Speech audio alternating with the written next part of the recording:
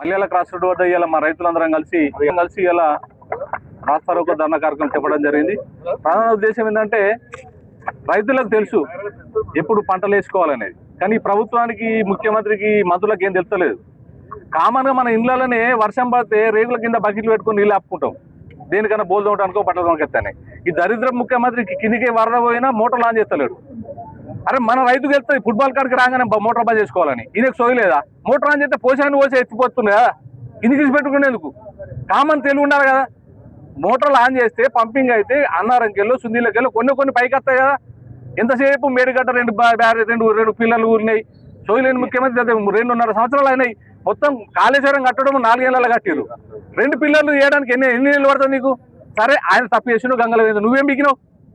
2.5 ఏళ్ళలో 2 పిల్లలకు సిమెంట్ కొట్టిన ఆగుతున్నా లేదు. కాపర్ డ్యామ్ 10 కోట్లు పడితే కాపర్ డ్యామ్ అవుతుంది. 2 పిల్లల మందం కాపర్ డ్యామ్ ఆరేసినా కాపర్ డ్యామ్ 10 కోట్లు పడితే కాపర్ డ్యామ్ అవుతుంది. ఇంతమంది ఇన్ని వేల ఎకరాలు లక్షల ఎకరాలు నష్టపోతున్నాం కదా. నువ్వు ఎవరి మీద కోపంతో ఏం చేస్తే నిన్ను బొందబెట్టుడు ఖాయం. నువ్వే బూత్ పురాణం పెట్టుకొని స్టేజ్ల మీద మాట్లాడుతున్నావు. రైతులు కూడా అంతకంటే బూతుకు దిగుతాం. రైతాంగాన్ని గోసవుచ్చుకుంటే నీకు పుట్టగతులు ఉన్నాయి. అక్కడ కరెంటు ఇవ్వలేకపోతున్నావు, మరి దానికి ఏమైంది? కరెంట్ 6-7 గంటలు కూడా వస్తలేదు. ఎవరు పరిస్థితి చేస్తుండు? ఏం చేస్తుండే? అసలు ఈ రాష్ట్రంలో మంత్రులు ముఖ్యమంత్రులు ఉన్నారా? ఏం చేస్తారు? ఎవరికి వాడు కమిషన్లు వసూలు చేసుకుంటాడు, ఎవరికి వాడు కమిషన్లు వసూలు చేస్తాడు. ఏమన్నా ప్రభుత్వం ఉందా? ప్రజలు ప్రశ్నించకున్నదే ఏడికి వస్తున్నాయి మీ వ్యవహారం? అసలు రైతులు అంటే మీకు ధ్యాస ఉందా? ఎందుకు ఈ వర్రకాలం ఎందుకు నింపి ఉంచలేరు? వర్రకాలంలో 2 టీఎంసీలు అయితే ఈ కాడికి శ్రీరామ్ సార్ నుంచి ఇక్కడ వరకు నిండి ఉంటున్నాయి కదా. 2 టీఎంసీలు కాదు, క్యూసెక్లో నీరు వెళ్ళిపోయినాయి కిందికి. మీకు ఎందుకు గాయత్రి పంపవచ్చు నన్ను పంపులో అని చేస్తే ఈ ఇబ్బంది మీరు ఎంతసేపు గత ముఖ్యమంత్రినో గత పాలకునో బ్లేమ్ చేద్దామని చూడవచ్చు. ఎప్పుడు కానీ ఒకరు తప్పు చేస్తే సరిదిద్దాల్సిన పద్ధతి ఇప్పుడున్న వ్యక్తులది. మీరు సరిదిద్దులేరంటే మీరు చేతగానోళ్ళు అన్నమాట.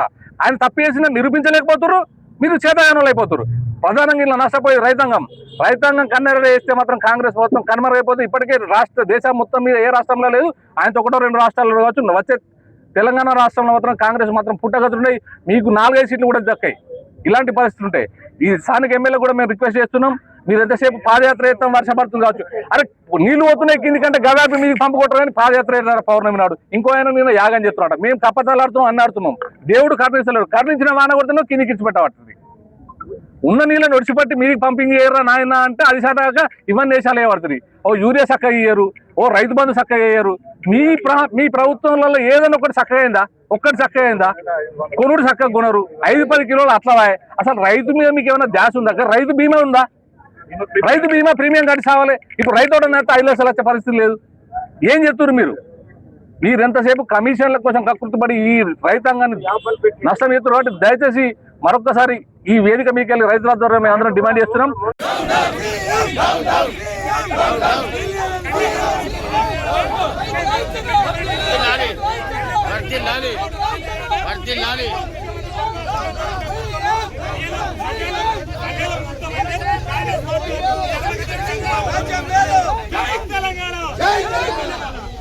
జై జవాన్ జై కిసాన్ జై తెలంగాణ రైతులు